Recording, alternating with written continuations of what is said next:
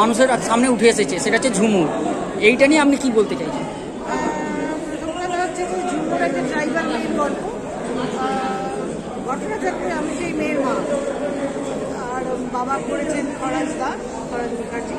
একটু অন্য ডাইলেক্টে বলার চেষ্টা করেছি এবং রাজশ্রী মানে যে ছবির হিরোইন, সে আমাদেরকে প্রচুর সাহায্য করেছে। ও নিজেও ভীষণভাবে তৈরি হয়েছে ছবিটার জন্য। আর সবচেয়ে বড় কথা, পরিষ্কার উচ্চারণ করা অভ্যেস আমাদের। সেখানে ওরকম একটা ডাইলেক্টে কথা বলতে গিয়ে আমি তো ভীষণ রকমের দাবিয়ে মানে লাজে গোবরে হয়ে গিয়েছিলাম। সেখানে রাশি আমাকে হেল্প করেছে। সবচেয়ে বড় পাওনা এই ছবিটা হচ্ছে খরাজদার পাশে অভিনয় করা। এত বড় মাপের একজন অভিনেতা, ওনার পাশে থেকে যে কদিন কাজ করেছি, প্রতিনিয়ত নতুন কিছু শিখেছি এবং নিজেকে ইম্প্রোভাইজ করেছি।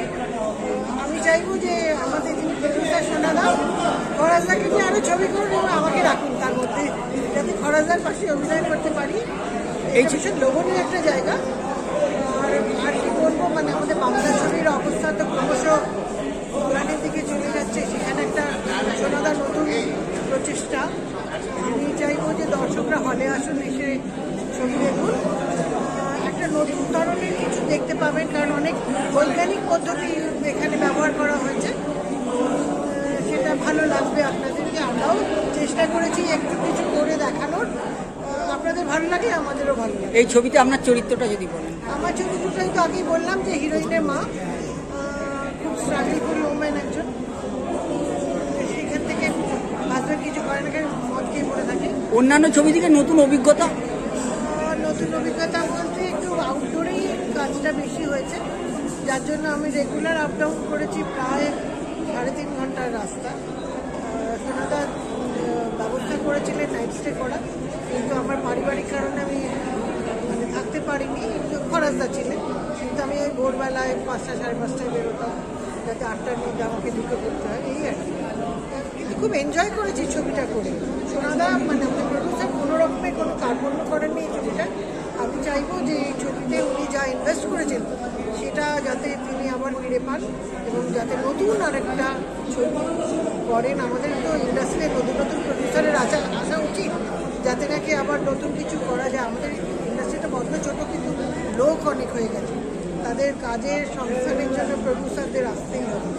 সুতরাং আমি চাইবো যে আরও নতুন নতুন ছবি হোক, এইরকম ঝুমুরের মতন দর্শকরা উপভোগ করুন। আপনার নামটা কি?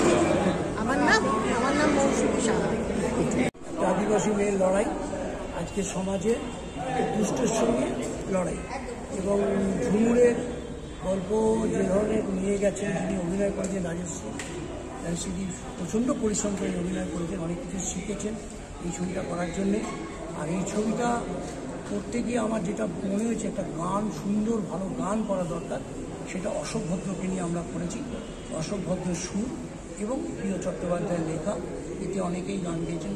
সুজয় ভৌমিক, তারপর অন্বেষা, তারপর আরেকটা কি পাটোয়ারি, পাটোয়ারি, আরও অনেকেই গিয়েছেন। খুব ভালো গান ভরতে যায়, মধুরে ভরতে যায়, অনেক ভালো ভালো গান হয়েছে।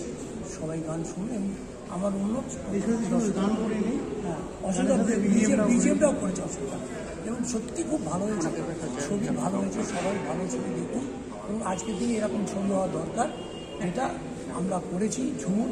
এবং রাজশ্রী যেভাবে পরিশ্রম করেছে, যে লড়াই করে ছবিটা করেছে, সব কিছু শিখে আসবে।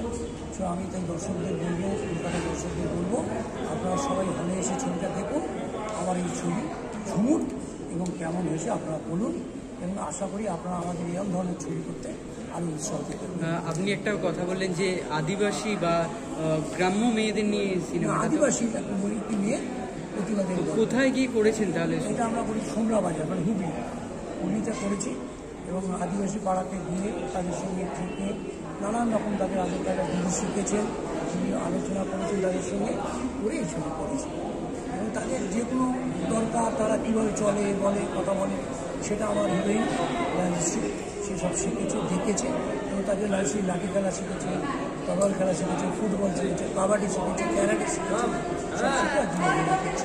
ঠিক আছে, আজকে কতগুলি হলে মুক্তি পাচ্ছে? আজকে আমাদের হিসেবে তো 12টা হলে মুক্তি পাচ্ছে। 12টা হলে। আর আগামী সপ্তাহে আমি জানি না তো 12টা ঘরের সঙ্গে আরও 3টে অ্যাড হয়েছে বোধ হয়, সেটা আমি ঠিক খবর পাইনি এখন।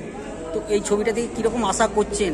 আশা তো নিশ্চয়ই ভালো করবো, আমার ছবি আমি তো আশা করবোই, এবং প্রত্যেক কলকাতাবাসী দর্শকের কাছে তো আমার অনুরোধ থাকবে এই ছবি দেখুন, হলে এসে দেখুন, আমাদের বলুন।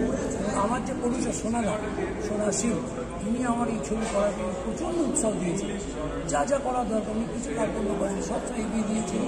এবং দিদি স্মৃতিও সেইভাবে খেটেছেন, পরিশ্রম করেছেন, অভিনয়ের দিকে তো সবসময় নজর রেখেছেন। এবং এই সঙ্গে যারা অভিনয় করেছেন, রাজেশ শর্মা, স্বরাজ মুখার্জি, লাবণী দি, মৌসুমী সাহা, সাহেব চ্যাটার্জি, এরা তো আছেন, এরা তো ভীষণভাবে উৎসাহ করছেন ছবিটা করার জন্য।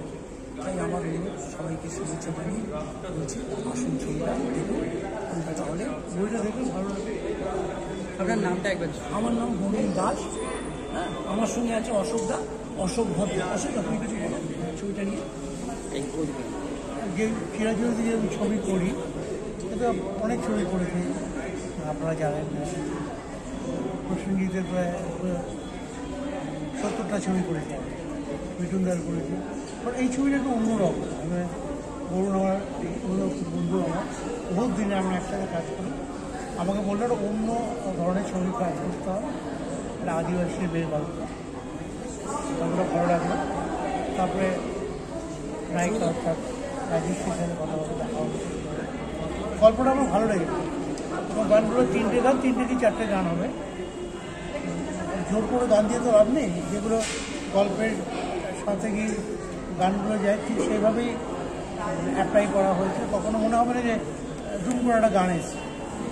গানটা করেছি, এন্টার ছবির মিউজিকটা করেছি আমি, মানে ব্যাকগ্রাউন্ড মিউজিকটা আমার করা। গান যারা গিয়েছে, কল্পনা একটা আইটেম সব আছে, কল্পনা পাটোয়ারি গিয়েছে, ওটা আমি পাটনা গিয়ে রেকর্ডিং করি। তার থেকে বম্বেতে থাকে, মানে পাটনা থেকে রেকর্ডিং করেছি। এছাড়া ছিলেন অন্বেষা গিয়েছে, সুজয় মধুরা ভট্টাচার্য গিয়েছে। এখন রিলিজে গান শুনলে বুঝতে পারবে কেমন লাগে।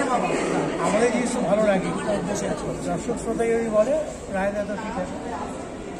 আমরা গান যা আমরা যে ধরনের একসময় গান করেছি, আজকাল একটা ফাটা এসে গেছে বলতে পারি। কারণ মেলোডি সবসময় জয় থাকে, মেলোডি গান না করে সেই গান চলে যায়। আমরা কবেকার গান করেছি, সেই সবুজ সাথী, মায়েরাচল, পরিবার, এখনও কিন্তু সেই গান গায়। তাই চেষ্টা করি যাতে মেলোডিটা থাকে, মেলোডিতে রেখে। এখন নতুন অর্কেস্ট্রেশন, এখন দিন বদলে গেছে, গান একটু ফাঁকা হতে পারে। এখন তো মিডিয়ার যুগ, যদি সোশ্যাল মিডিয়া আমাদের সাথে থাকে, হেল্প করে, গান শুনতে হবে। গান না শুনে তো হবে না, এখন করাতে হবে না। গান আমরা করে ফেললাম, লাভটা গান কেউ জানতেই পারলো না। সে পৌঁছে দিতে হয়, মানুষের কাছে পৌঁছে দেওয়ার যে দায়িত্ব, একটা গুরু দায়িত্ব পালন করে মিডিয়া। তারা যদি সেই জায়গায় পৌঁছে দেয়, সে আবার ভালো গান ফিরে আসবে, এটা আশা করি। আপনার নামটা একটু বলুন। অসংখ্য